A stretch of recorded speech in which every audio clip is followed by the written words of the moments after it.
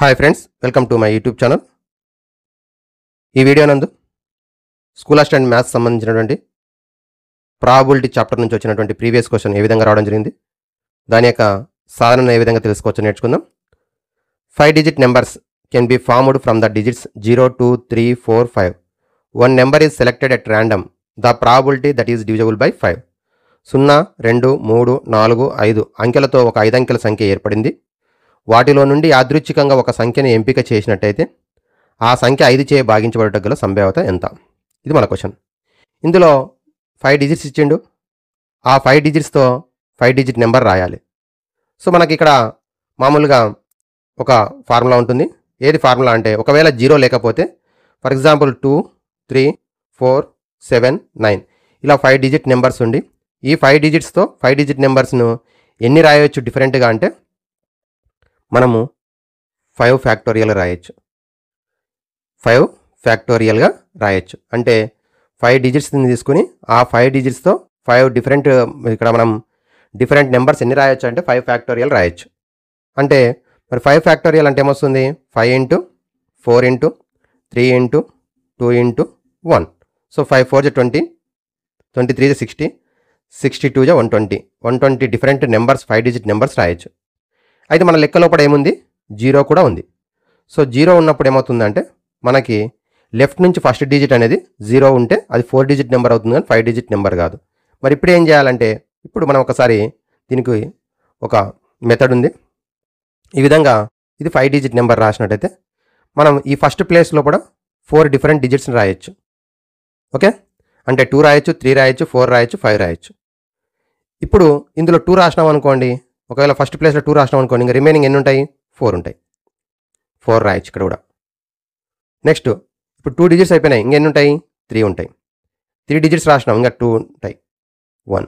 So ఈ విధంగా అంటే 0 ఉన్నప్పుడు ఏం చేస్తామంటే, ఇక్కడ 4 అనేది 2 టైమ్స్ వస్తుంది, ఇక్కడేమో 5 వస్తుంది. చూడండి ఒకసారి, 5 డిఫరెంట్ డిజిట్స్ ఉండి 0 లేకపోతేనేమో ఇట్లా రాస్తాము, 5 ఇంటూ 4 ఇంటూ 3 ఇంటూ 2 ఇంటూ 1. ఇప్పుడు ఇక్కడ మనకి 0 ఉన్నప్పుడు ఫస్ట్ ప్లేస్లో లెఫ్ట్ సైడ్ నుంచి ఫస్ట్ డిజిట్ 4 డిఫరెంట్ డిజిట్స్ రాయొచ్చు. ఇక్కడ ఒక డిజిట్ తీసుకుంటే నెక్స్ట్ ఇంకా 4 మిగులుతాయి. 2 డిజిట్స్ అయిపోతే 3, 2, 1. ఇప్పుడు ఏమవుతుంది? 4 4 16, 16 3 48, 48 2 96, 1 96. అంటే మొత్తం నెంబర్ ఆఫ్ ఎస్ రాయడానికి 5 డిజిట్ నెంబర్స్ ఎన్ని వస్తాయి టోటల్గా అంటే 96 వస్తాయి. ఓకేనా?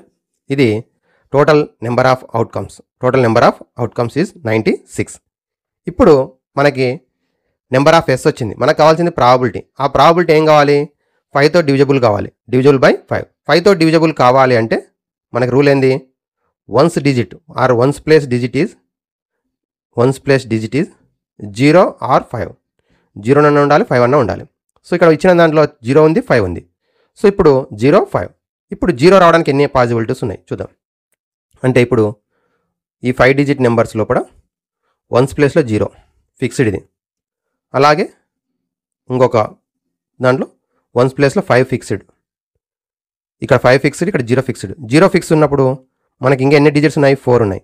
సో ఇక్కడ 4, ఇక్కడ 3, ఇక్కడ 2, ఇక్కడ 1. ఎందుకు ఇక్కడ 3 రాయలేదంటే 0 ఇక్కడ ఉంది. 0 కాకుండా మిగిలిన డిజిట్స్ ఏమైనా ఉండవచ్చు కాబట్టి మిగిలిన 4 ఇక్కడ ఉంటాయి. ఇక్కడ 4 డిఫరెంట్ వస్తాయి, ఇక్కడ 3 వస్తాయి, 2 వస్తాయి, 1 వస్తాయి. 4 3 12, 12 2 24, 24 1 24, 24. ఇక్కడ చూసినట్టయితే ఇక్కడ వన్స్ ప్లేస్లో 5 ఉన్నట్లయితే ఇంకా రిమైనింగ్ ఎన్ని డిజిట్స్ ఉన్నాయి? 4 ఉన్నాయి. ఆ 4లో మనకి లెఫ్ట్ సైడ్ ఫస్ట్ డిజిట్ 0 ఉండే అవకాశం లేదు, అంటే ఇంకా రిమైనింగ్ 3 మాత్రమే ఇక్కడ ఉంటాయి. సో ఇప్పుడు ఒక డిజిట్ అయిపోయింది, ఇక్కడ ఒక డిజిట్ అయిపోయింది, ఇంకెన్ని మిగిలినాయి? 3 మిగిలినాయి. So 2, 1, 3 3 9, 9 2 18. So 24 plus 18 that is equal to 42.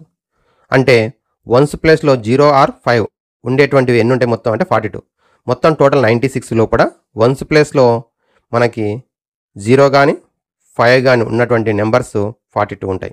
So ఇప్పుడు మనకు కావాల్సింది probability of E is equal to, మనకి ఇచ్చినటువంటి లెక్కలో ప్రాబబిలిటీ ఆఫ్ ఈ అంటే డేటా ఏదైతే ఇచ్చిండో దానికి సంబంధించినటువంటి దాని లోపల చూసినట్టయితే probability of E is equal to number of favourable outcomes by total outcomes.